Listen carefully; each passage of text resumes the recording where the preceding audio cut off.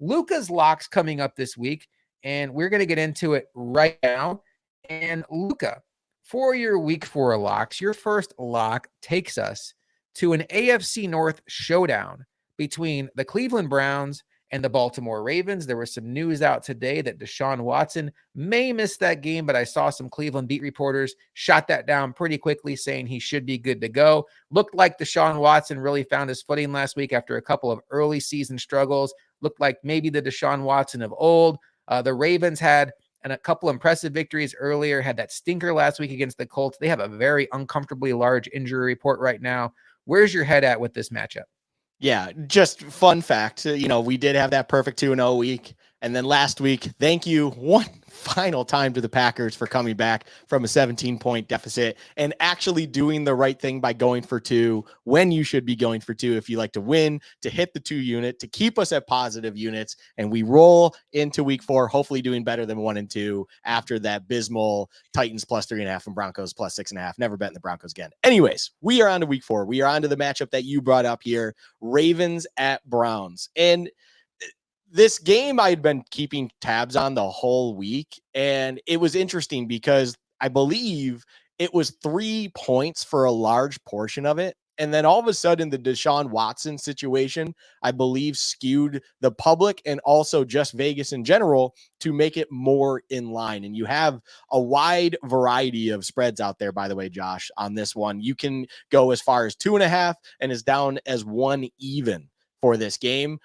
Depending where you're going. The 2 primary books that I like to do here are DraftKings and FanDuel. FanDuel has it at 1.5 at minus 110 for each side. And then DraftKings is 1 even for minus 110 each side. Obviously, depending on which way you are skewing here, you want to find the best odds for you. But Deshaun Watson was questionable for a little bit, but it seems that that got shot down immediately. And it looks like everyone else that was on their injury report is good to go. It's the quite opposite, unfortunately, for the Ravens. You have massive individuals that are going to be out. You have Ronnie Stanley, their left tackle, who is listed as doubtful. You can basically assume that he's going to be out. You have 2 linebackers that are very important to them, Oea and Ojabo. Hopefully I didn't butcher those. They are out. You have Marlon Humphrey, who is out. You have Odell and Rashad Bateman, who are out. You have another couple questionable guys in Kyle Hamilton, Justice Hill, Tyler Linderbaum, although Tyler Linderbaum is trending towards playing for whatever it's worth. And then Marcus Williams, their free safety, is also questionable, although he is trending to be playing. But it's a long list of injuries. And I like what you brought up there as well in kind of introducing this game. Cleveland is playing the best they have so far. And they, to me, with Myles Garrett, who is my guy, I have a ticket, I have a slip that is for him to be Defensive Player of the Year, playing exceptional ball right now. And I think this defense is humming. I think the Ravens are not clicking on all cylinders on offense and being without their left tackle against a Defensive Player of the Year type of guy, although they move Myles Garrett all over the place. Quite literally pre-snap, he will cause a false start if you tail him with 2 tight ends. Thanks for that, Titans.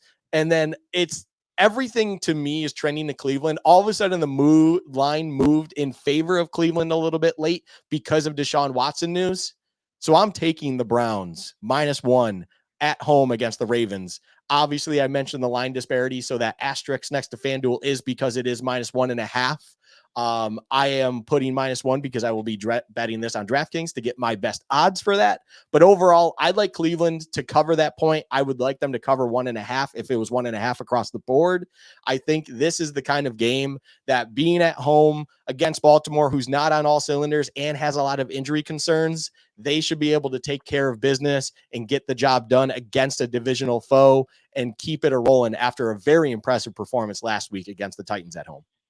All right, so your first bet of the week is Cleveland Browns -1 against the Baltimore Ravens. We're going to keep it in the AFC North as the Pittsburgh Steelers travel to Houston to take on the check them out Houston Texans, who went down to Jacksonville and blew out the Jaguars last week. CJ Stroud looks like he might be the real deal, which, as somebody who sat in this chair and tried to evaluate the draft, makes me feel good about things I said on draft night about CJ Stroud being the best quarterback in this draft. The Steelers have a young quarterback of their own, Kenny Pickett. Up and down season so far, probably mostly down based on what things look like in the preseason. Steelers are 3-point favorites on the road. So at least for 1 week, Vegas is not willing to give the Texans the benefit of the doubt. Maybe Vegas is telling you that win over Jacksonville, not as sustainable, maybe a little bit flukier. What does this 3-point spread mean to you, and who are you siding with in this matchup, Luka?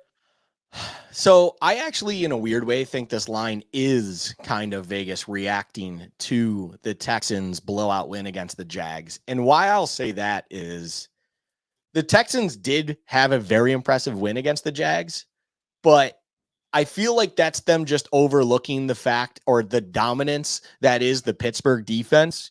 And maybe they're just kind of still sitting there thinking about the 49ers game from week 1. But that is an absolute outlier if you really look at it. That is the best team in the NFL on week 1, coming to Pittsburgh and just taking care of business when they just were not ready clearly for that. And this is then ever since then, they played Cleveland, who I just said has been rolling a little bit of late, but they got 2 defensive scores against them. And then, of course, had a dominating performance for the most part in Vegas on Sunday night last week. I love Pittsburgh's D, and I feel like it's disrespectful that they're only 3-point favorites at Houston because Houston's defense is not a world beater by any stretch. But then just similar to like I was talking about the Ravens, on top of it all, Josh, the Texans have an injury concern and an injury problem. They have 2 tackles who are already ruled out. They did not practice all week. They're all pro, Laramie Tunsil, and also Josh Jones, who they had recently acquired this offseason from the Cardinals. Denzel Perryman is also already ruled out. And Taveri Thomas, who's one of their depth corners, he is out as well. It does appear that Stingley Jr. is going to be back for them in the secondary. But overall, that tackle thing is a serious problem for them.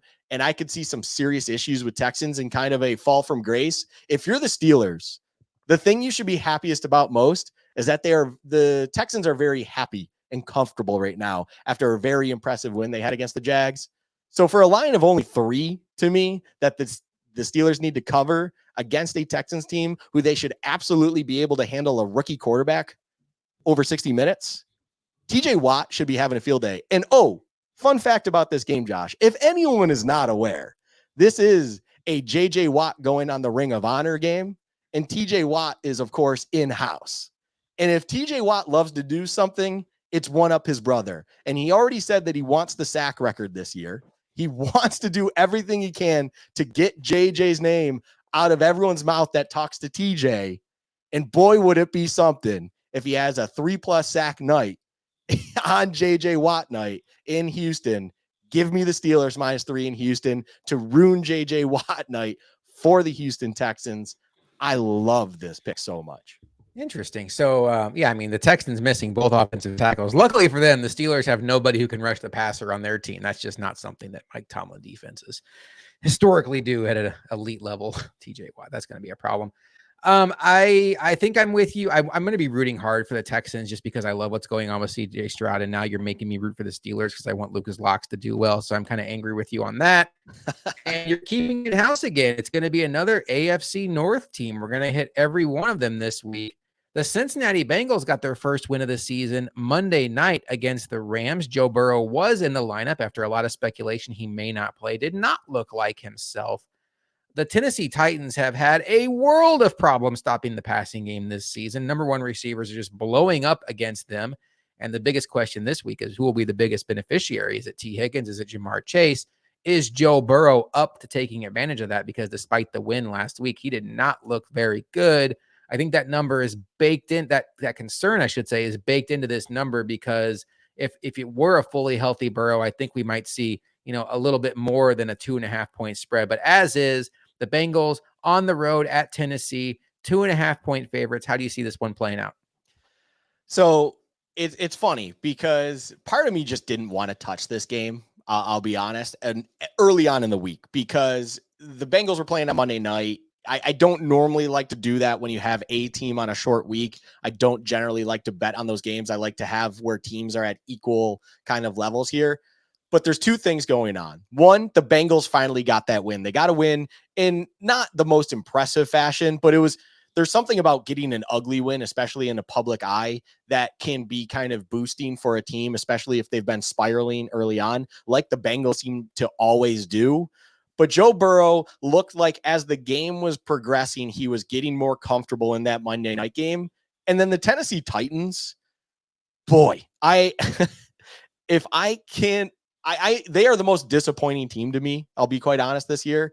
I felt like they should be a lot better than they are. And we've seen 2 performances out of them that have just been so uninspiring, so god awful. It's amazing that they only lost one of those games by 1 point. Then the Cleveland game we saw last week, they shouldn't even been on the field. It was borderline embarrassing. And then they're going to be without a couple key guys, mainly Peter Skoronski on the offensive line. He will be out. Treylon Burks looks to be out as well.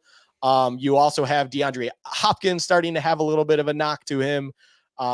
There's a lot of stuff going against the Titans in this game, and the Bengals are starting to trend upwards. They're starting to get healthy. Everything's looking good for them. And look, history likes to repeat itself. The Bengals, as I mentioned, start slow. They start 0-2 a lot. And then all of a sudden they figure it out because Joe Burrow finally had his 2 preseason games being weeks 1 and 2. And then they start getting moving. The Titans' strength is the rush D. I don't think that really matters when it comes to the Bengals. They are a suspect pass D.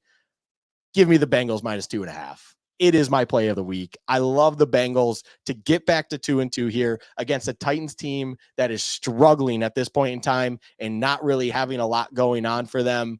It sucks because I do think highly of their coaching staff. I do think that they're the kind of team that can stay in games, and I don't like betting against them, especially when they're dogs. But 2.5 is not enough for me. I think the Bengals can absolutely win a field goal game. So give me 2.5 points absolutely for the Bengals to cover with the Titans, even though it's even in Tennessee. You know, it's funny. Ryan Tannehill, the last few years, has always been one of those quarterbacks I think are kind of like Kirk Cousins, where maybe he doesn't get credit for being as good as he is. I think he's been very successful. Man, he looks like a shell of himself this year. It feels like that wall just smacked him in the face. And quite honestly, it looks like the wall may have smacked Derrick Henry too. He does not look like the same explosive running back. They are going to have a tough time moving the ball on this Bengals defense that I think is a very, very good defense. So I'm with you on that 2.5.